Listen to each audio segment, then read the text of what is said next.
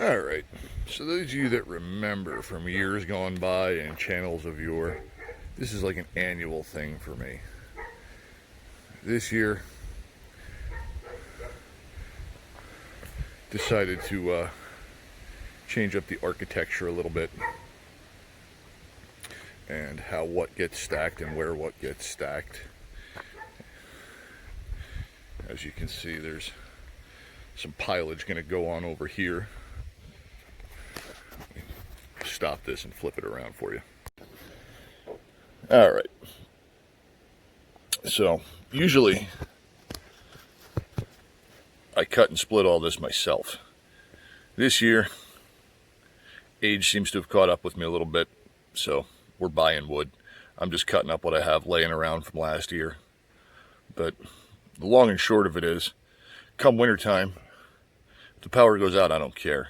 It's kind of one of those preps, if you will, that you can integrate into your daily life as a wood burning stove. And it's pretty good exercise,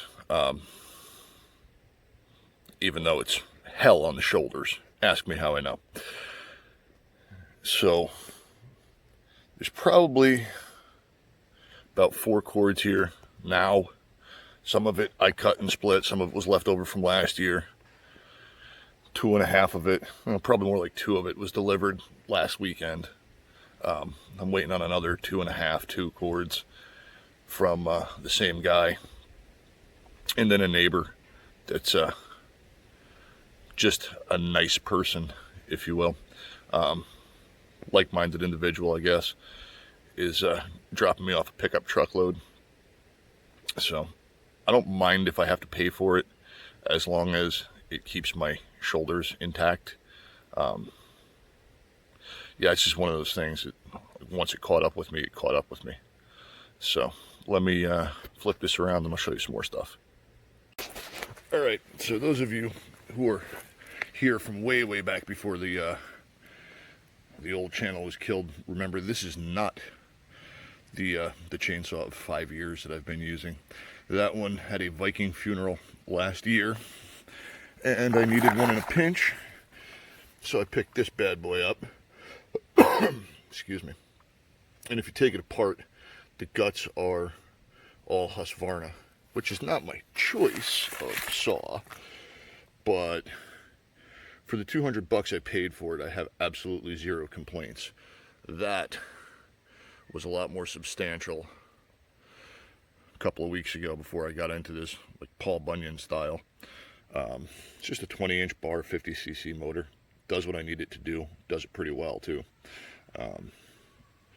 Could probably stand a new chain, but not until I'm done cutting everything that's in a pile of rocks. And then the sole survivor of the last 6 years is this bad boy. This owes me not $1. This has probably split, I don't know how many cords of wood for me and the neighbor, but some simple tools. I think this was like $20 at the hardware store. And yeah, you can see that this is probably ripe to be replaced, but you can't replace the handle on this unless you get the actual crappy fiberglass handle that came with it, which costs as much as a new one. So again, this owes me nothing. I'll probably use it until it's dead. Like I said, it's made by Collins. I think this is actually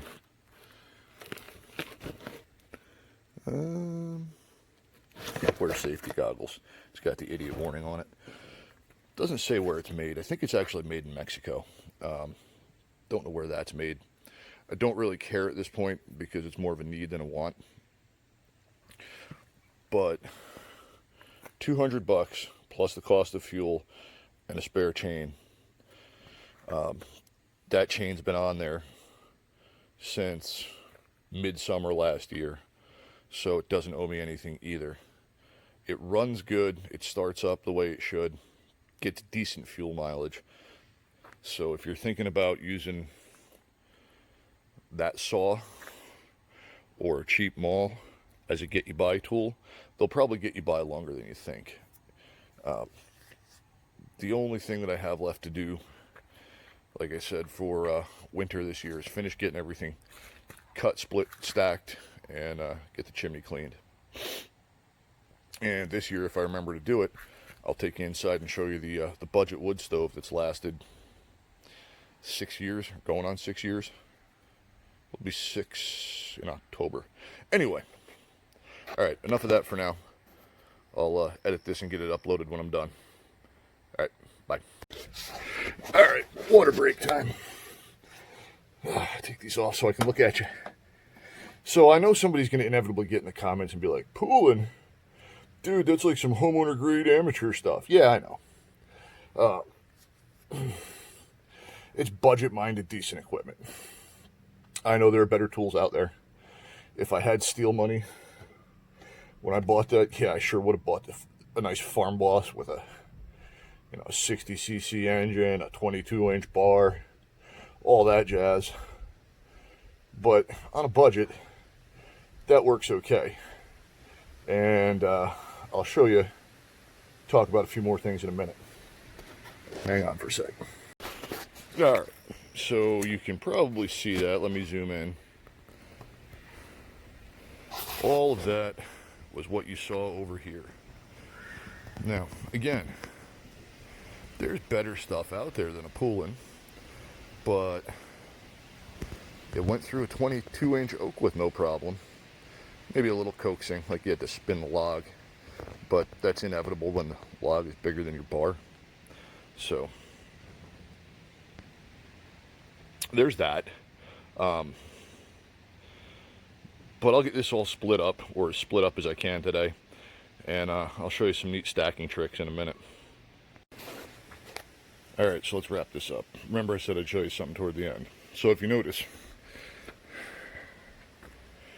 this rack has an end, so you have something to lean the wood on when you stack it. If you come back here, there's no end, so you kind of have to play adult Jenga and crisscross everything. It also helps letting air get through it. So out of all that mess, I have about 3 logs left to split. And I said, nope, I'm old, I'm tired, it's Sunday. Let this stuff dry out a little bit. I will come back to it next weekend. All of it's been dead for probably well over a year. It's been down for about a year, so just needs for the moisture to come out of it. And that's where we're going to leave this one, because I'm going to go get in the shower and put my feet up. Out for now.